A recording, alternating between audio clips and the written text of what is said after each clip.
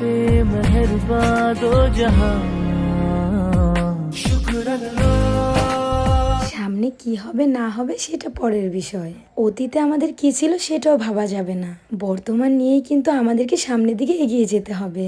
আর সবার দোয়ায় ভালোবাসায় সবাইকে আমাদের যতটুকু সামর্থ্য সাহায্য করতে হবে। আর আজকে আমাদের সেই একটি বিশেষ দিন। আসসালামু আলাইকুম, আমি আরুষি আরু আজকে একটি সুন্দর ভিডিওর ব্লগ নিয়ে চলে এসেছি আপনাদের মাঝে। আজকে কেন জানি না পৃথিবীর সব থেকে ভালো মানুষ মনে হচ্ছে আমার স্বামীকে। এই মানুষটা 5 বছর ধরে আমাদের জন্য অনেক কিছু করে এসেছে। এখন বাইরের কিছু অসহায় মানুষদের কথাও সে ভাবছে। ঈদ তো গরিব ধনী কিছুই জাত মানে না, ঈদ হচ্ছে সবার জন্য। আর সোহার পাপা আজকে আমাদের নিজেদের সামর্থ্য অনুযায়ী যতটুকু পেরেছে অসহায় মানুষদের জন্য সাহায্য করার চেষ্টা করছে। তাদেরও তো ইচ্ছে হয় পরিবারকে নিয়ে একটু সুন্দর করে ভালো মন্দ খাওয়া দাওয়া করার। আর এই সহায়তার হাত বাড়ানোর জন্য কিন্তু আমাদেরকে সবাই অনেকটা সাহায্য করছে। সোহার পাপার এই মহৎ কাজগুলো দেখলে আমার সত্যি নিজের থেকে অনেক বেশি ভালো লাগে। সকাল সকাল ঘুম থেকে উঠে এই সবগুলো বাজার সবাই একসাথে মিলে করে নিয়ে এসেছে।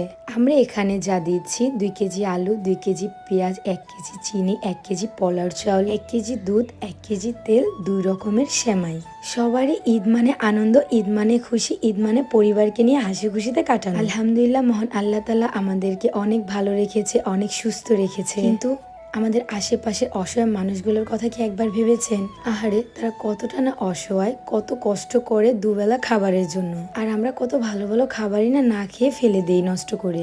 যাই হোক, আজকের এই দিনটি সারাটা জীবন আমাদের মাঝে স্মরণীয় হয়ে থাকবে। একটা সময় ছিল নিজেদের 5,000 টাকার বাজার করতে হিমশিম খেয়ে যেতাম। কখনো মুখ ফুটে সাহস হতো না নিজের ইচ্ছেগুলো পূরণ করা। আলহামদুলিল্লাহ সবকিছুর জন্য। আর আমাদের কিছুদিন আগে এমন একটা বড় বিপদ গিয়েছে যেটা তোমরা কম বেশি সবাই জানো, আবার জানো না। হয়তোবা পরিবারের দোয়ায়, মহান আল্লাহ তাআলার দোয়ায়, তোমাদের ভালোবাসায় আমরা আবার ফিরে এসেছি অনলাইনে। যাই হোক, সবাই এভাবে আমাদের পাশে থেকো, আমাদেরকে সাপোর্ট করো, আমাদেরকে ভালোবেসো। আর এর জন্যই সোহার বাবা অ্যান্ড আমরা মিলে মানত করেছিলাম যে কিছু গরিব লোক অসহায়কে আমরা খাবার দেব।